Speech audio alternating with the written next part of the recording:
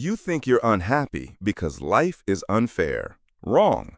You're unhappy because you keep choosing comfort over change. Your phone owns more of your attention than your actual life does. You scroll, you numb, you complain, then you wonder why nothing feels different. Truth number one, your mind is addicted to problems. If everything went right tomorrow, you'd invent something to stress about.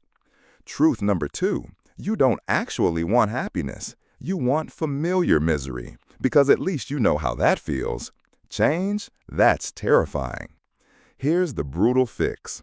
Happiness isn't something you wait for, it's something you practice right now in 60 seconds. Drop the phone. Breathe. Pick one thing you've been avoiding, call, email, workout, whatever, and do it now. That single action will shift your brain more than a year of wishing. Stop lying to yourself. You're not unlucky, you're undisciplined. Change one small thing today or stay miserable forever. Your choice.